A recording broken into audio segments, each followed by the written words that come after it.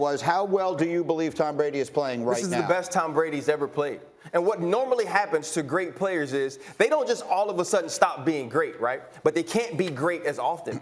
Tom Brady is as great as he ever was. And he's as great as he ever was, as often as he ever was. He's dropping dimes down the sideline. He's still pushing the football down the field. He's able to locate any pass that he wants to locate, and he's doing it with poise in the pocket and directing traffic. The other thing I love about Tom Brady right now is Rob Gronkowski early on in the year, that was his huge receiver. That was his go-to guy. Good point. And then we've seen Antonio Brown become that guy as well. Well, neither of those guys played yesterday. And so what does he do? He goes to Mike Evans, which we thought initially was the reason he was going. He goes to Chris Godwin. Cameron Brate gets involved. Tom Brady is spreading the football around like he did in New England, but he's doing it to Pro Bowl players, and it's absolutely working for him and the Tampa Bay Buccaneers. Well, Rex, no one has seen more great Tom Brady up close and personal than you. Yes, and when Ryan talks about how he's playing as good now as he ever has, maybe better and all that, it doesn't seem like that to me because I'm not on that field going, oh, God, oh, here he goes again. And look, the thing is, congratulations, Tom Brady, a 600 touchdown pass. Yeah. It only feels like he had at least 100 against me, and he probably played did. him a lot. But this dude, I mean, he has been absolutely ridiculous. It's a good thing those other guys never played. Yeah. I completely agree with RC, but my thing would be I think he's better in two areas. Number one, I think his ball placement right now is just out of this. It's the best he's ever had it. If you watch the throws, the Godwin touchdown, the ball can only be placed on the back shoulder on a line at a certain time. It's there. The slant to Mike Evans has to be thrown right at the face mask. It's there for touchdown. The go route has to be dropped over the top of that's not bad coverage. RC, you know that. No. The hand is right here. The ball has to be thrown there. The Godwin ball has to be thrown there because that trailing defender. The in route to Mike Evans has got to be perfect ball placement. The third and goal is ridiculous. When he steps up in the pocket, and that's the second point on the move. Yeah. The way he's throwing the ball under pressure. What has been the narrative about Tom for 20 years? Get pressure on him. Get him off his spot, get him pressure.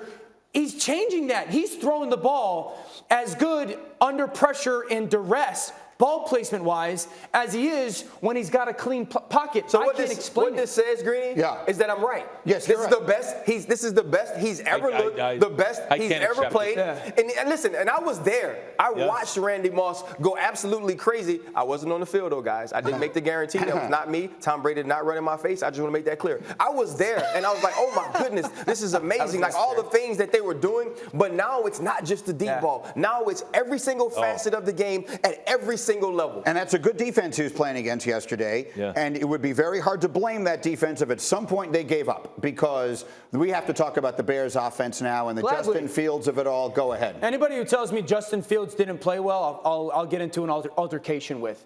The coaching stinks. It stinks. The first interception, the broadcast gets jumped because it's third down. And you can see the urgency. All of a sudden, they rush to the field. The broadcast barely gets the clip. 22 seconds on the play clock. He pump fakes, scrums around, and throws an interception. Well, why does he throw an interception? Because in his helmet, he's getting told, hey, the defense has got 12 on the field. Quick snap it, and we got a free play. So he's thinking, I could take my shot downfield for a completion here. This is the second week in a row that this has happened to this young man. It happened against Green Bay last week, and this was confirmed. Justin talked about it after the game. One of the local writers, Adam Hoge, I don't know how to pronounce the last name, he tweeted out that after the game, Justin said, well, I was told, look at this. On the first interception, Justin Fields quick snapped the ball because they told him in his headset the Bucs had 12 on the field. He thought it was a free play. So at some point, that's not on the kid. Well, somebody can't count. Well, and then it ain't hard to count 11. Because this is what the narrative is going to be about Justin Fields, right? He had 5 turnovers. Right. Well, 2 of the fumbles are 100% on coaching, singling up a 5th-string tackle on one of the best pass rushers in the NFL. And the second interception goes off Mooney's hands. Yeah. So what do you guys want from the kid? You know, like, what do we want from the young player? I know what I want. Several drops. I want him to run the football. And I know sometimes these quarterbacks who are talented like he is and who are athletic like he is, they don't want to run the football, right? They don't want to be seen as the quarterback that can't throw. But it's the only way to save his life. And not even save his career. It's the the only way to save his life. I was watching the Jacksonville Jaguars earlier this season, and I went back to the Cincinnati Bengal game when they decided to have called quarterback runs. Right. Trevor Lawrence gets in the rhythm. Now he's scrambling. Now he's making plays on the run. And if you watch him against Miami, this is a dude who is using his athleticism to lead to his talent as a passer. Well, Justin Fields is the most talented rookie that they have doing that. Do you know how many called quarterback runs Justin Fields has had in the last 2 games? I'm going to take a guess. I'm going to say zero. As many as I have. Yeah, and I don't play quarterback. You have to utilize that part of his football game. Let him know that you're comfortable with him utilizing that part of his football game because you can't protect it and you aren't calling plays to help. The Giants are calling it with Daniel Jones. Yeah, because Daniel Jones is a great athlete, and I get your point 100%. Both of you I agree with,